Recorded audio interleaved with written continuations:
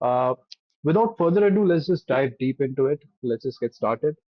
We'll start off with foundations of threat hunting, right? There is a lot of buzz about threat hunting. Everybody wants to do threat hunting, but how do you really effectively get into it? Let's create the right benchmark. Let's create the right mindset before we get dive deep into it. So whenever I see a lot of people talking about threat hunting, it's often the reactive side of threat hunting, right? Now, as the image tells you that there's something bad has happened, your team goes in, your team finds IOCs, your team finds TTPs, you find the bad guys, and that's what you call threat hunting. But uh, the way you do it refers back to the pyramid of pain. We often generally depend more on the hash values, the IP addresses, and all these uh, indicators, which are often replaced by the attackers. While we move towards the top of the pyramid, we encounter TTPs, and that is really tough for an attacker to really replace. And it brings a lot of immense value for us as hunters to hunt on that more than the IOCs. Now, the other type of hunting is proactive threat hunting. Uh, as the image signifies, it basically means that you act as a silent team. You are there to not tip off the attacker, but to observe them, find them, observe them, and evict them. Now, how do you do that? You basically go through two routes. One of them is threat intelligence, which you can get anywhere, but it's not just limited to looking at the PDFs, looking at the advisories. It's also not limited to creating personas, going into Telegram channels, or going into dark web forums. It's much more than that. You do a lot of data analysis as well. You collect a lot of threat intel, you collect a lot of data points from threat hunting, and all of them feed you back into your threat intel loop, that what the attacker is probably going to do next, or what type of attacker are we dealing with right now. Now, if you break this down on a quadrant scale, you see that on the easier side, it's very easy to do IOC based hunting. It's very easy to do threat intel. You just look at the advisory and then you make your queries. But it's much harder to do data analysis. It's much harder to do TTP based hunts because uh, as you go towards these things, you have to make sure all the edge cases are covered.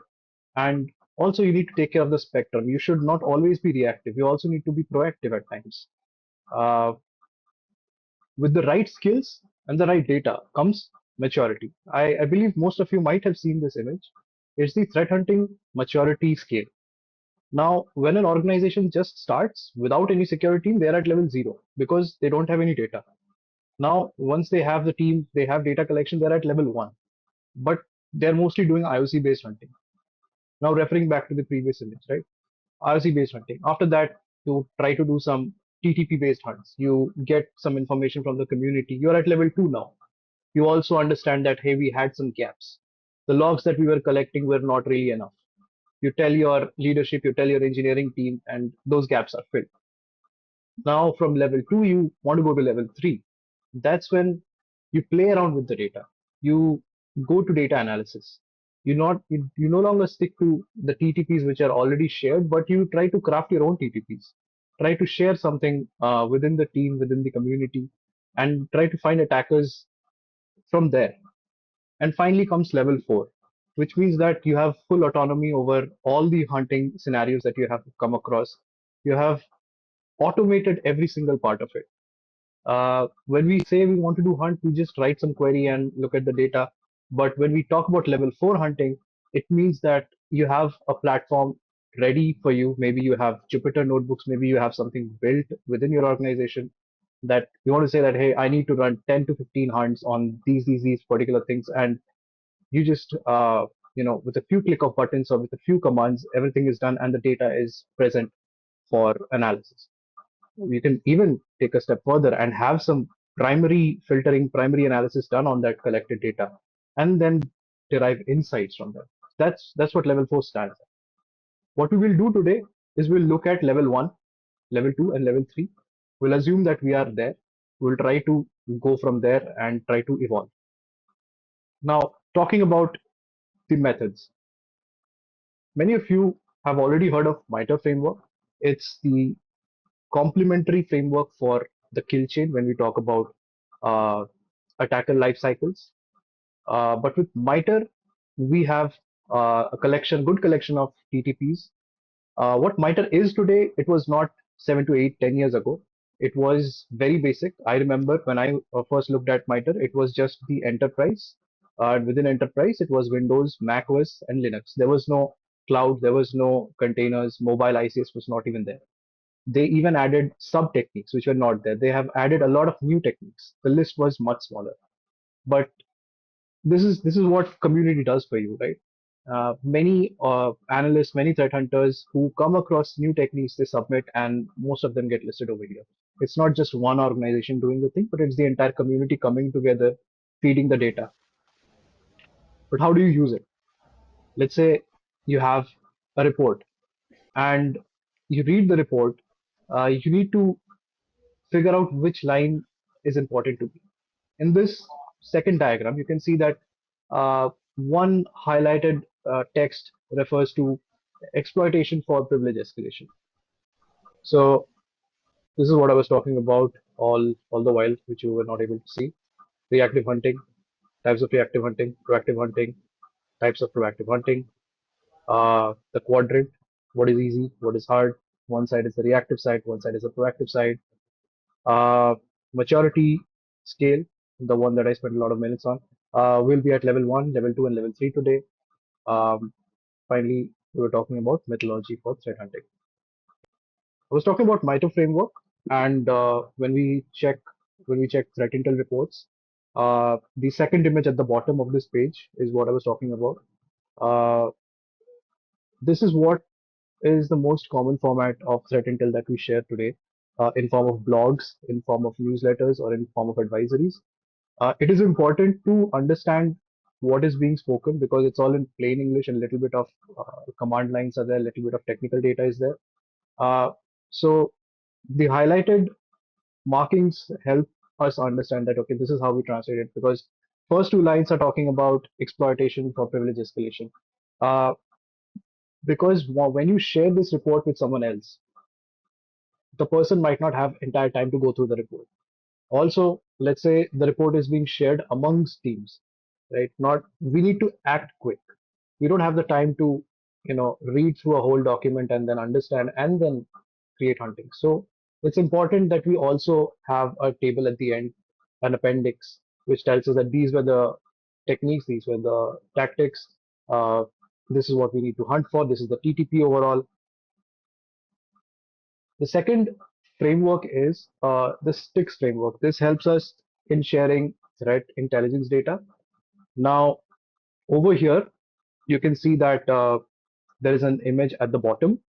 Uh, this is a very generic view that there will be JSON objects. One JSON object will talk about a campaign. Another will talk about what indicators are used in that campaign. Another object will tell about what threat actor is using those indicators for that particular campaign. And that relationship is made within JSON. On the top, there is a simple view of the campaign, but this won't make much of a sense because it's not connected to any indicator. It's not connected to any threat actor. Once that is done, it is in a very great format to work with. But unfortunately, we as humans, we cannot just parse JSON. So this is mostly used at the back end of many of the threat intel products, uh, like Anomaly or ThreatStream. They share the data across, like we have data sharing agreements between, let's say, DHS, between Meta, between Microsoft. So they all share in the same format, but we as humans rarely do this. Even when you're working on a platform, you would probably not write the JSON, you'll probably enter the fields, and in the backend, all of this will be taken care of. Now, coming back to that previous point about, okay, what are the types of huntings and how do we get started with it? Here is an example of an advisory, a threat intel advisory that gives a table at the end for the indicators, what type of indicators are there, what are the IOCs. So very commonly you will see IPv4 and IPv6 hash, domain names, URLs. But think about it, an attacker would not use the same hash all the time. right? They will not use the same infrastructure as a whole all the time to deliver payloads or to do command and control. Moreover, when I am sharing this with someone or someone is sharing this to me, this particular IP and this particular hash, if I find it in my logs, uh, I can say, oh, I found this, but how much sense can I make out of it, right? That's when the TTP angle comes.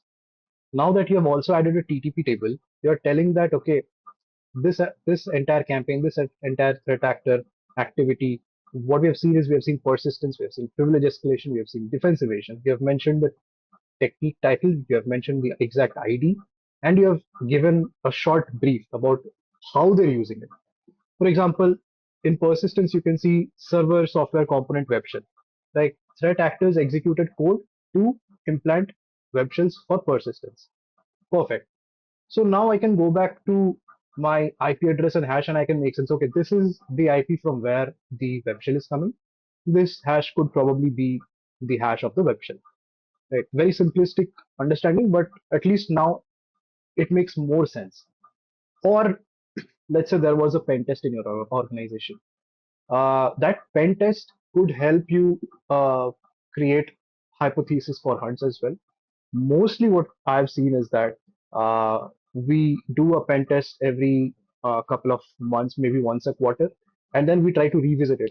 Right? Okay, has our team closed the gaps that were found during the pen test? Like there is an image in the slide talking about an infection chain. What happens first? What happens next? So on and so forth. The entire chain is given. If we look at it, we can derive TTPs from it, right?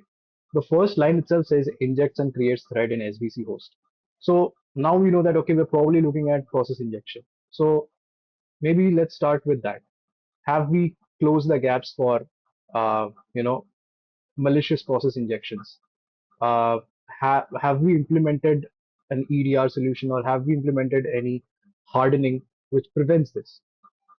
If not, then do we have detections in place which will already detect if something like this happens? That's all that comes from your hypothesis that you make.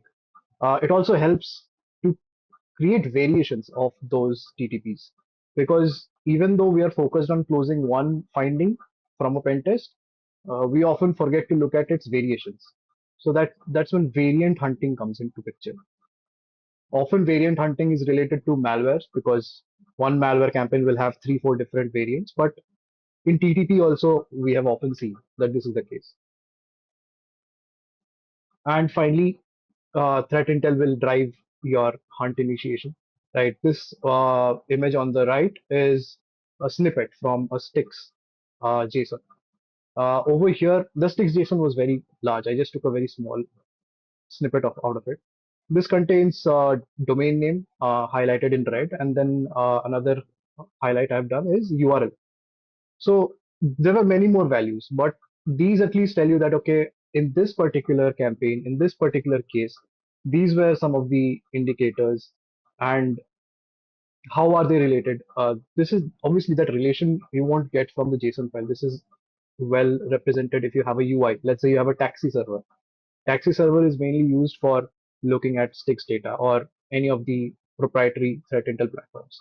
That's when it makes more sense. But from a raw view, at least you get some data points to collect quickly. Now, coming to query development, uh, your query should be robust, right? It should not consume more resources, first of all. Let's say you have Elastic in your environment. Let's say you have Splunk in your environment or any EDR solution you have. If you're running a query which consumes the CPU of that setup, you will spend more time, debugging that engineering problem versus actually hunting. Your query needs to be modular enough that you can adapt it to new threats. It should have meaningful insights.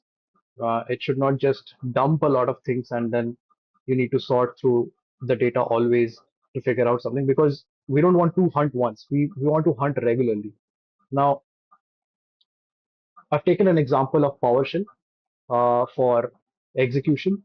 Now, one of the commands I have given is an example of a Splunk query.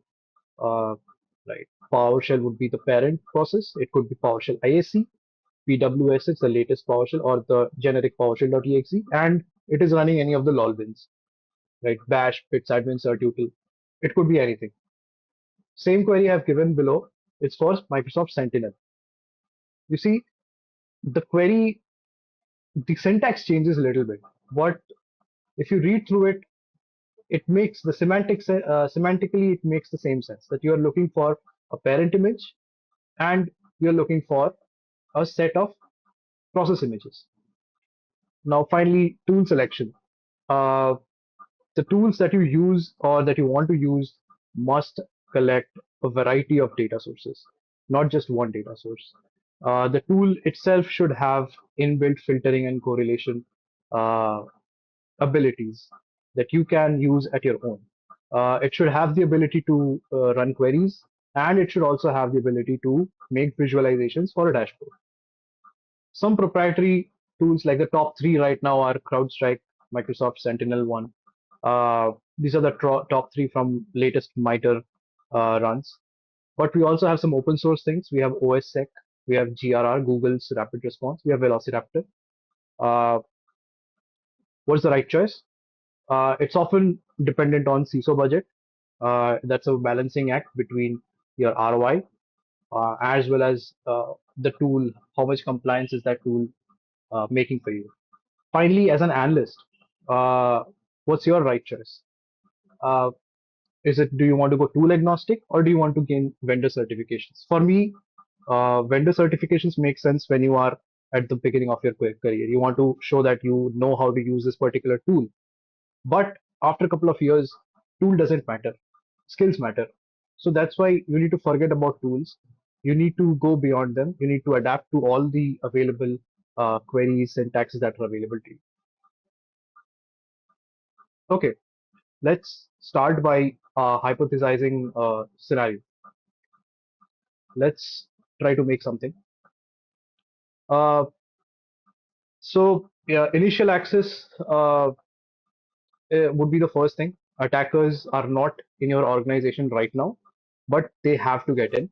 So how would they get in?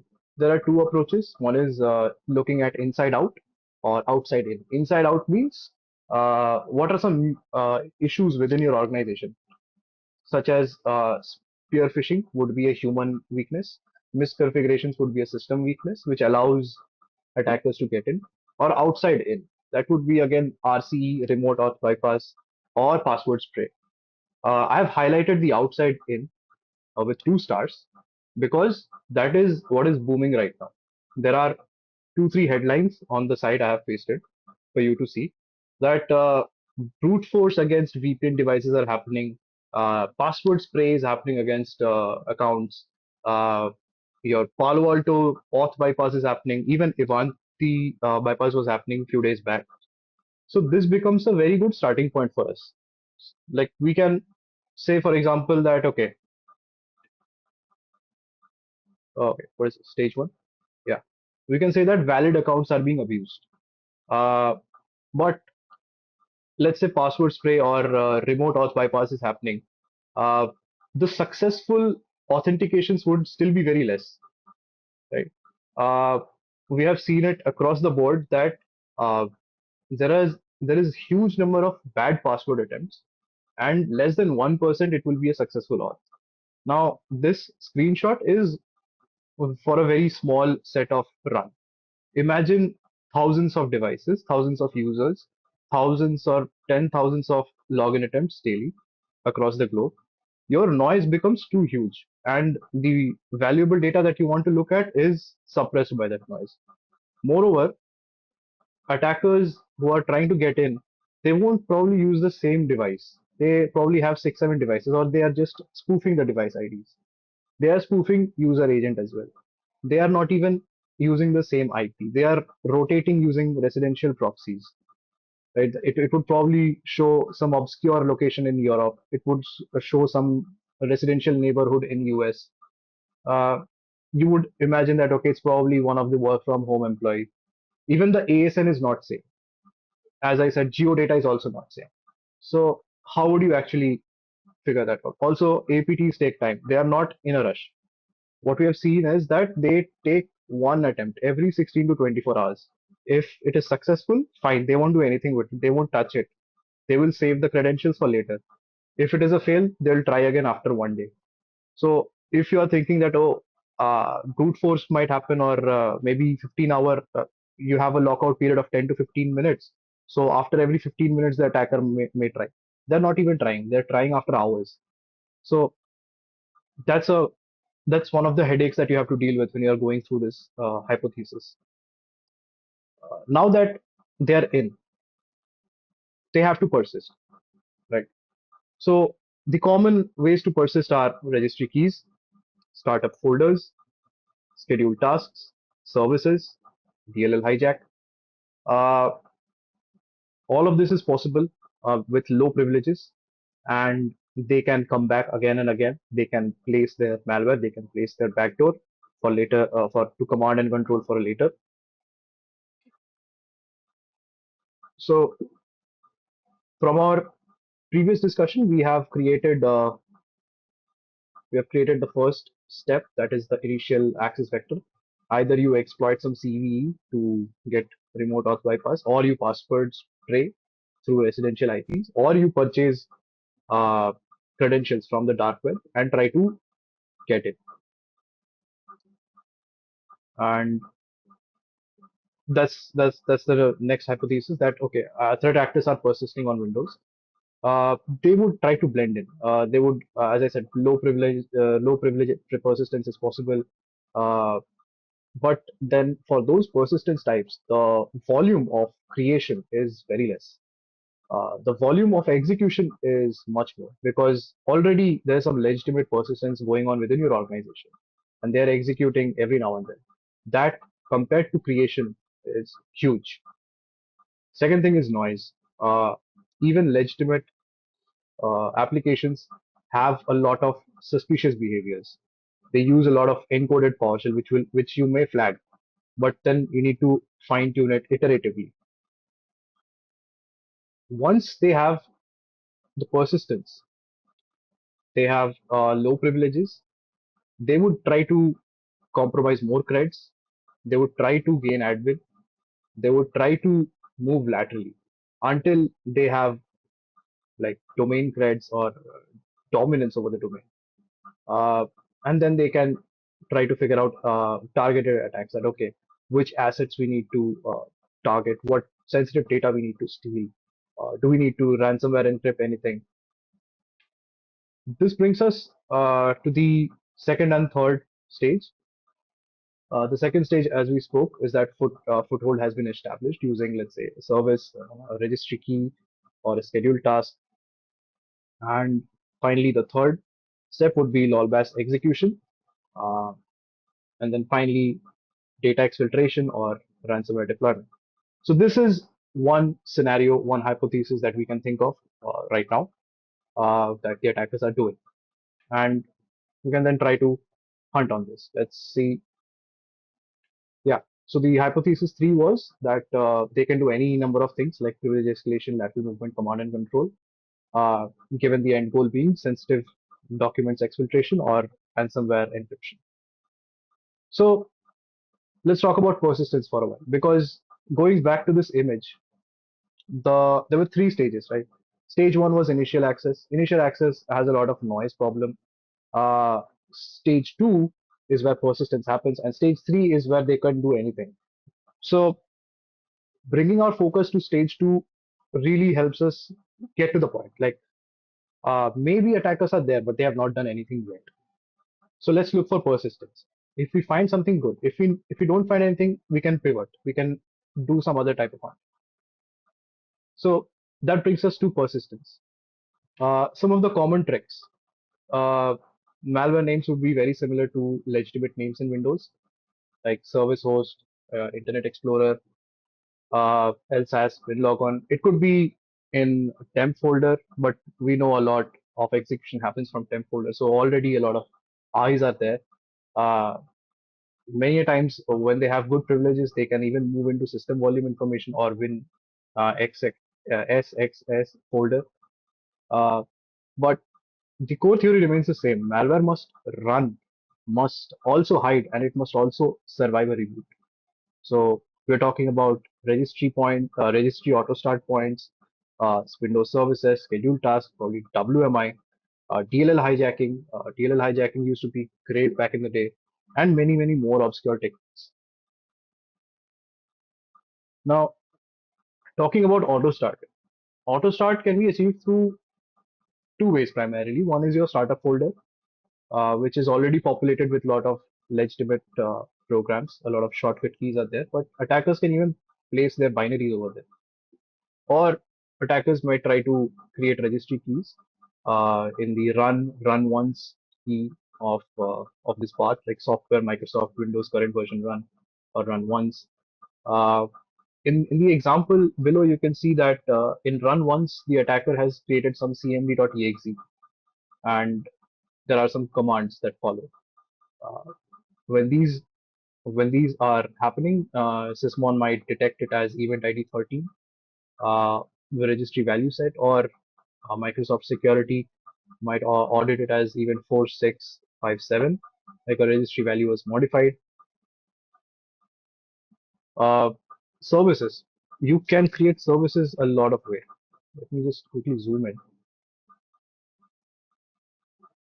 So you can have services creation from PowerShell new hyphen service, SC create, Win32 underscore service create, or Win32 API using install util, uh, using Python commands as well, using Perl, Java, Ruby, Core, Rust, anyway.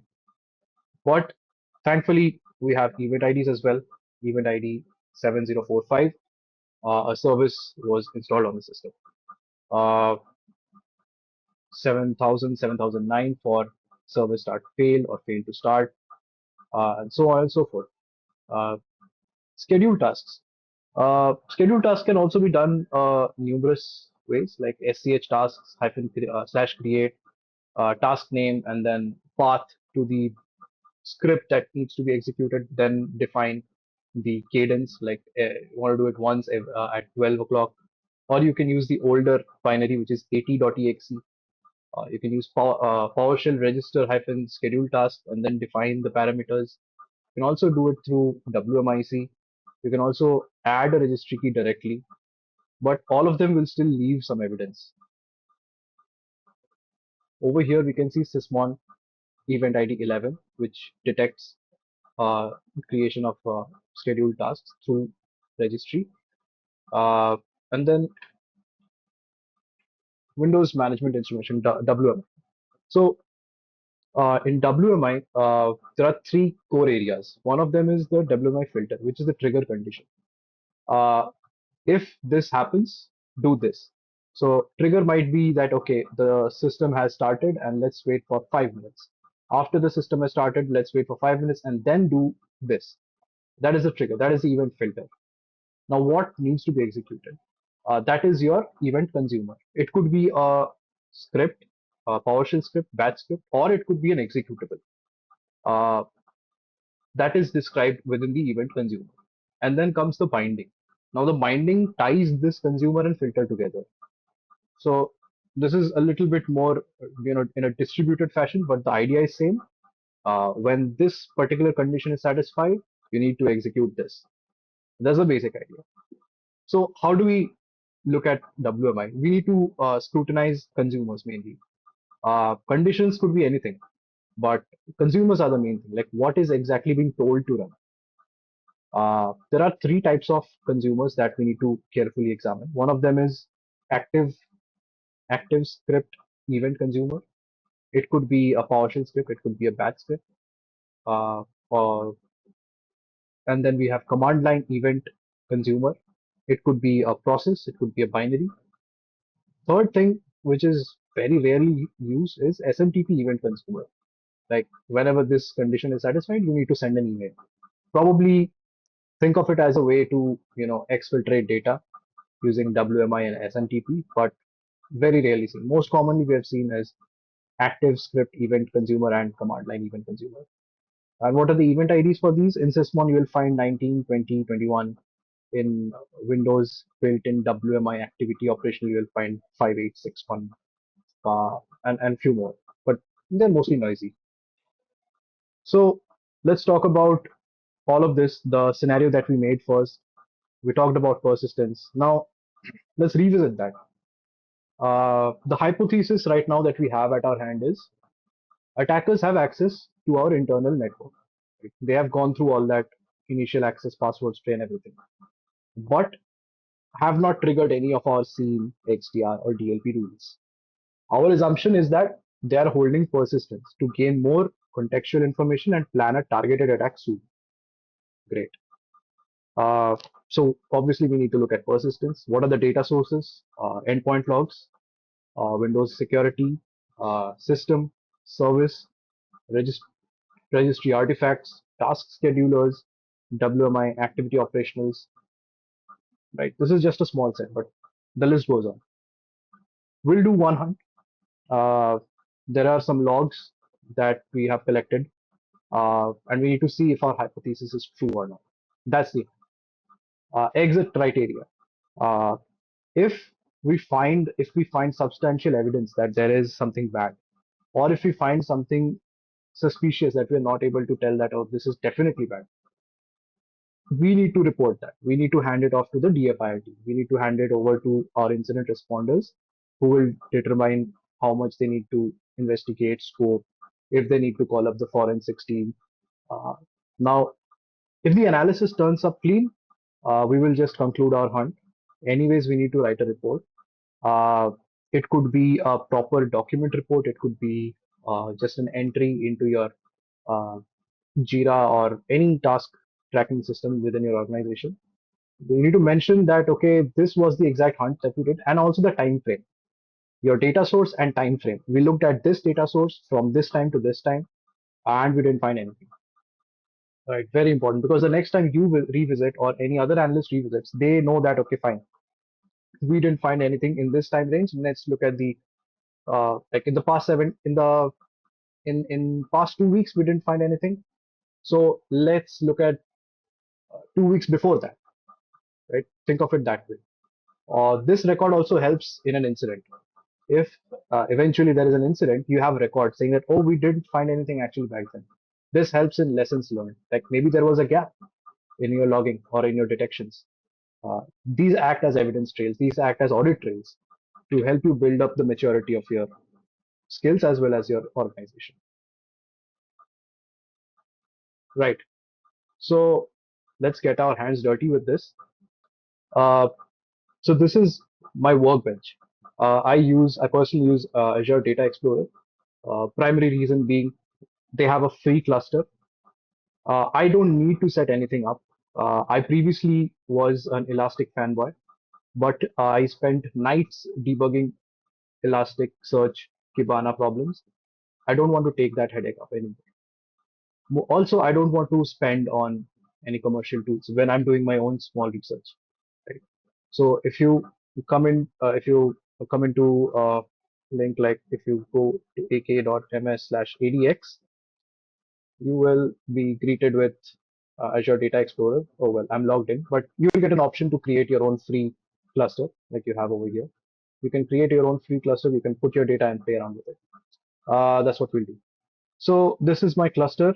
This is also there is also a database in my cluster. They both have the same name. They have some tables within them. We'll pick one of them up, hunt 001, and let's just see how much data we are dealing with. So we are dealing with 40,000 lines of data. Great. Now remember, our hypothesis is same. We need to find persistence. Let's take the first 10 lines and see what are the columns. So we have message. Now message looks a lot like, I think, yeah, it looks a lot like the Windows event logs. And then there's a source name. It was captured from security auditing or sysmon. We have a host name, event type. Great. There's a lot more fields as well. You can play around with.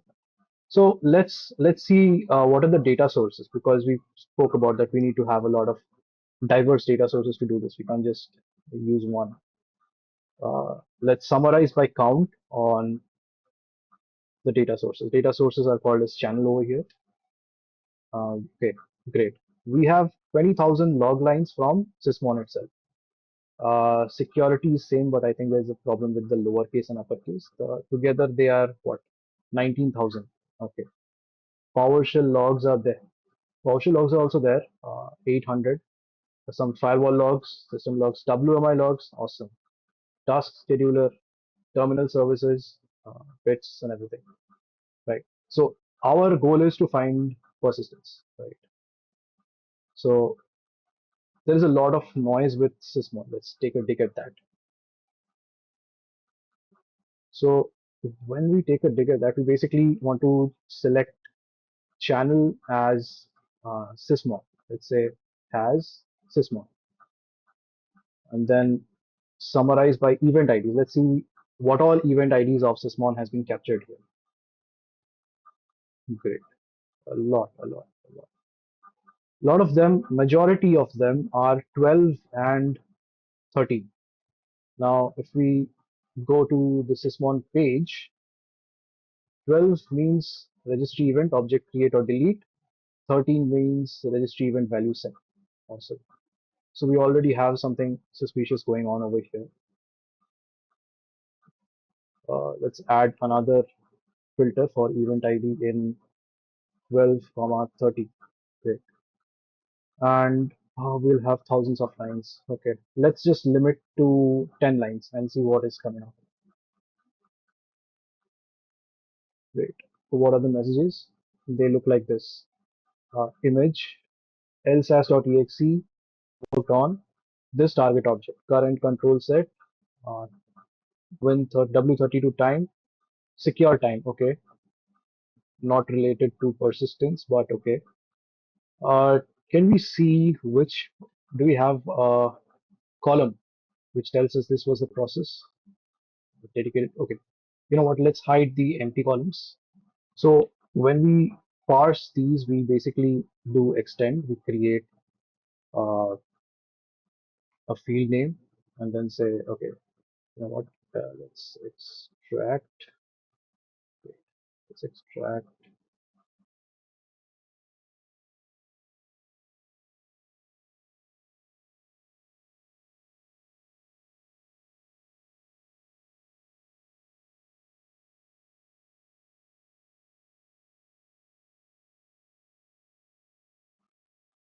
And then let's reorder by target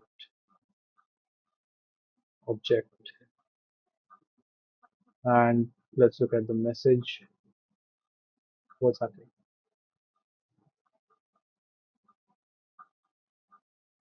Right. Do we have do we have processes? I think we might have. Yeah, we have image. So let's group by these things. So what we want to do is we want to see which process interacted with which registry key. So let's summarize by count and then group them together by the process as well as the target uh, registry key. And let's find out what happened over there. Okay. So we can see SVC host interacted a lot with HKCR and many more interactions, but it's still a lot of noise. So what we can do is we can start by reducing this noise. Let's first look at the processes, right? Which processes are we dealing with? We'll comment this line out and we'll just summarize by uh, what processes are we dealing with over here. A lot of processes are SVC host and then WMI. Okay, so WMI is definitely suspicious, but SVC host is not. So what we'll do is we'll go back and add a condition which says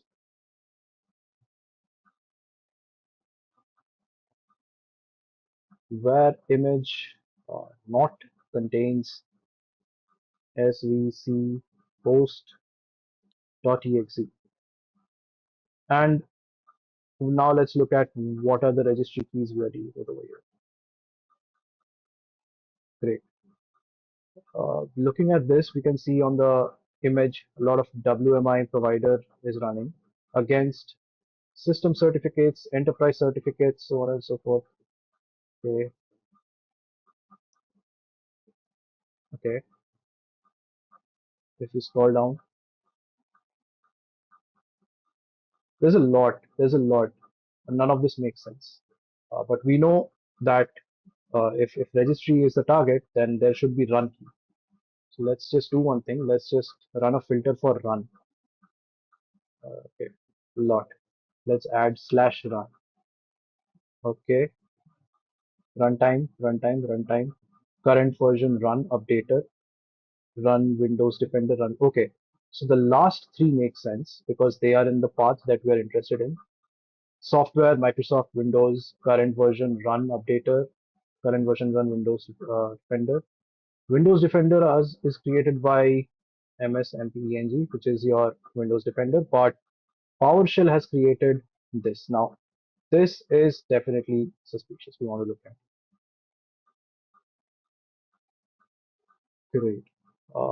Let's do one thing. Let's add a filter. It says where target object has this key. And then let's remove the summarize and everything. Just see what comes up. Oh wow, just one hit. Great. What is this? It says image is PowerShell.exe.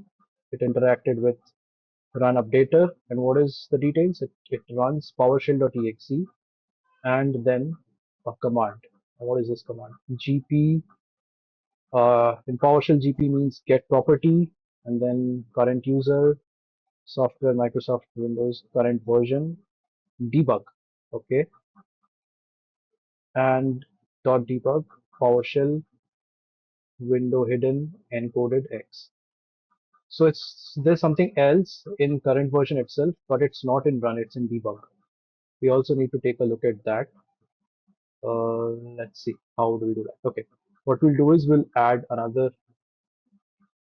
condition here, or target object could be the one that we just found. Target object has, let's see, let's copy only a small part of it, current version. But we also need to add debug at the end because debug was the registry key that we're interested in looking at. Okay, we got them. We now have two entries. This one is, oh, look at that. The image is PowerShell.exe, target image that we were looking at, current version debug, and the details is something encoded. Okay, what is this? Let's pick all of them up, copy it out, come to CyberChef, paste it here. We need to decode it base 64 from base 64. Let's run this here. Okay, we have something. Let's keep it like this. Let's try to read whatever is here. PS version table, system management automation utils. Okay, get file. Okay, cached group policy settings. What else? Oh, look at that. Script block logging. Okay, enable script block logging equals 0. Okay, they're probably trying to disable logging, which makes sense. Again, script block logging. This is script block invocation logging equals 0. Yeah, yep. This is definitely suspicious. It's trying to disable logging. What else it is trying to do? H key local machine, software policies, Microsoft Windows PowerShell script block logging. Okay, it's just trying to disable logging again. But let's move ahead. Try to see something more interesting if we can find. A little bit of AMC init failed. Okay, fine. Oh, look at that. New object, system net web client, and then Mozilla 5 Okay, this is the user agent string, which means it's definitely communicating somewhere. Where is it communicating? Encoding from base 64. Okay, this is base 64 till the end of equals equals. Wait, copy and then slash login slash process.php. Okay, we know the URL path. Let's try to. Oh, awesome. HTTP 10. Oh, sorry. HTTP 10.10.10.5. This is where the attacker was. Awesome. But what else? What else can we make out of it? We can see system text encoding ASCII get bytes, and then there is small number of bytes. Okay, and then what is it? 0 to 255, 0 to 255. This is some sort of, yeah. This is some sort of. This is encryption. Could be encryption. But then towards the end, they are trying to add a cookie. They're adding a cookie, and they're trying to download the data. And okay, once they download the data, they're splitting the data. The first 4 bytes goes to IV, and from fourth to the last of the data goes to data. So there's definitely some sort of encryption happening, and the data they are fetching, they're taking an IV. It could be an initialization vector, and then the data is there. Maybe whatever they're downloading is encrypted, and at the beginning they have a key, and finally they are doing IEX. So now we know the PowerShell that we found is definitely suspicious. So cool, great. But job's not done yet. Uh, who did this? PowerShell did this. So how did PowerShell get here? Let's answer that. How did PowerShell get here? Let's look at PowerShell logs within sysmon. Uh, a process execution is event ID number 1. So channel sysmon and event ID 1. Uh, let's look at how the log looks like. Okay. Uh, image like this. Do they have any dedicated column for process? Oh, yeah. Original file name is there. Parent command line is there. Command line is there. Parent image is there. What we'll do is we'll see for command line where command line has PowerShell.exe. Uh, let's just see whatever comes. Wait, did we? What is happening? So PowerShell execution has happened, which created the registry key, but there is no PowerShell in the logs. So PWSH, is it? No. It's not PWSH because from the registry logs itself we can see it is PowerShell.exe. So okay, let's just copy this out. Let's see.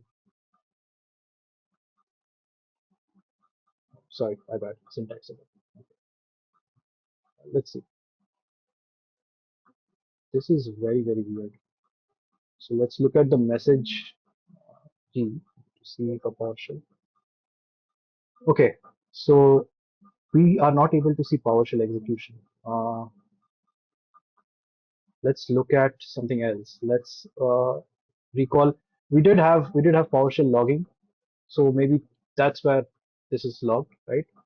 PowerShell is there. So let's look at this instead, where channel uh, has PowerShell. This should be total 800 lines. Let's do a count to see we're getting it all. Yeah, 800 lines. Awesome. Limit to the first 10 lines to understand what we're looking at. Uh, great. A lot of things are happening over here.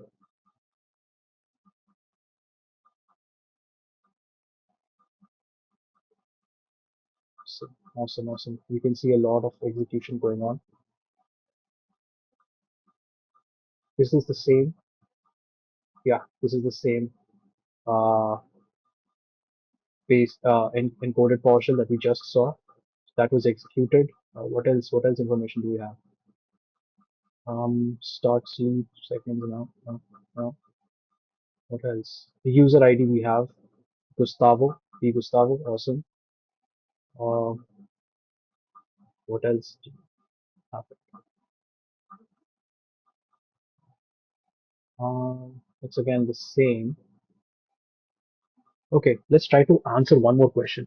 Uh, how did, okay, we can't see PowerShell as a process, but we can see PowerShell in these executions. Uh, let's try to filter by the user itself. Do we have anything for the user? Any field for user, domain, account name? Therefore, let's see where account name has P Gustavo, but over here the message is oh, let's filter out where is not empty message. We don't want empty messages. We want to see logs that are present. Great. PowerShell is starting up. IPC is open. PowerShell console is ready. PowerShell console is ready. PowerShell console is ready. PowerShell console is ready.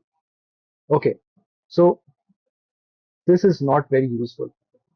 We also saw WMI being executed. So could it be that the attacker got in through WMI and then executed PowerShell? But we're not seeing any PowerShell exe as a process being executed. Maybe because they did the PowerShell DLL loading. Uh, what is the image loaded? Event ID 7 in Sysmon is for DLL loading. Let's look at that, where channel equals channel has Sysmon, where event ID equals 7. Uh, let's see what comes. There's a lot of data over here. Yeah, there's a lot of data over here. But what we want to look at is DLLs, image loaded. Awesome. Let's summarize by which process loaded which DLL. So we have SVC host creating noise again. Let's remove that. Where image not SVC host.exe. Okay, we have still 1,000 records. Con host, con host, con host. WMI, awesome. WMI is there. How many WMI is there? Let's look at that. WMI. A lot of data. Okay. To load PowerShell, they need to do automation, system automation. Yep, they did. So WMI did load system automation. And if I was to look at it in raw format, image loaded, WMI loading, system automation, system management automation, the DLL, what else? Signed false. Uh, do we have any information about user?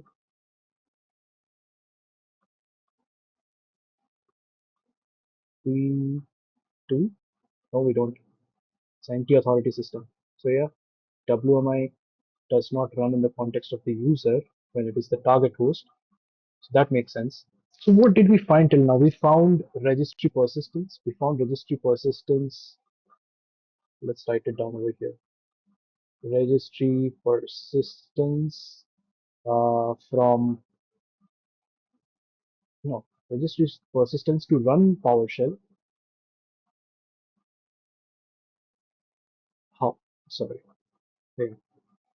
How was that created? That was created through WMI, but WMI was used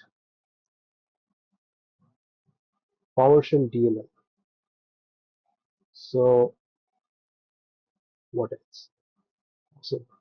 So this is what we have found out till now. what are the next steps? The next steps would probably be to flag it, to let the IR team know that, hey, in our hunt for persistence, we found persistence. We found an attacker IP, 10.10.10.5. You need to probably look at, you need to scope it out. So let's get back to our presentation and see how do we go through the next steps. So now that we have found all of that, we ran some queries.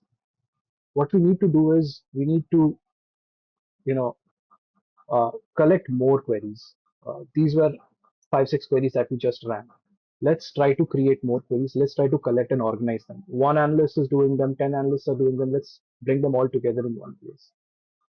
Whatever we did till now, let's try to make a dashboard out of it so that next time, if there is any PowerShell, no, next time if there is any registry persistence being created using WMI and there is a PowerShell DLL involved, no PowerShell exe involved, this creates a TTP, right?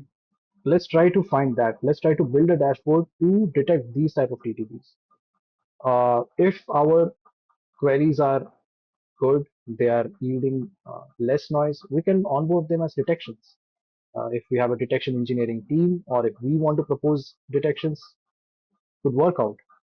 Or if we want to automate it, like down the line, we don't want to run it every time. We don't want to write and run or copy paste and run. Let's write Jupyter notebooks, connect to our platform, whichever we have, whichever product we have, write down the query, whichever we have, and collect the data and then do some insights and analysis out of it. Now, we did find some things, right? That's where report and handoff comes. We found threat intel.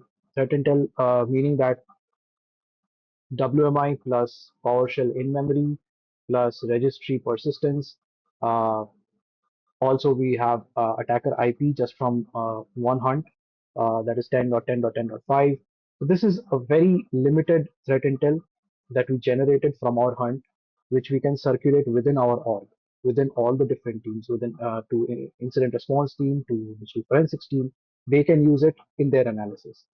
Uh, we may have to write a hunt report on this, or if we are using something else like task tracking like Jira or some other platform, you can just type in your notes or your comments that yes, we did this hunt. We did a hunt from this time to this time. Uh, oh, we didn't see the timeline. Right? Let's go back. Let's quickly go back and see the timeline. Let's see what type of data we are working with. Summarize uh, event time, max of event time. So 4th of September 2020, 3:06 to 3:09. Okay, so 3 minute. Uh, okay, so this particular log has a 3 minute time window. We'll mention that as well in our report. So that we looked at this. This is what we found, and then share it off with our handoff to our DFIR team. That, hey, you probably need to look into this. There's something fishy going on. And with that, uh, we conclude today's uh, discussion. The key takeaways I hope you get from this is how to start thinking about threat hunting, how to start digging, how to bring that right mindset, how to make up your own hypothesis, uh, and how to just really bring skills to the table instead of depending on your tools, how to write good queries, and how to quickly pivot across whenever you find some new evidence.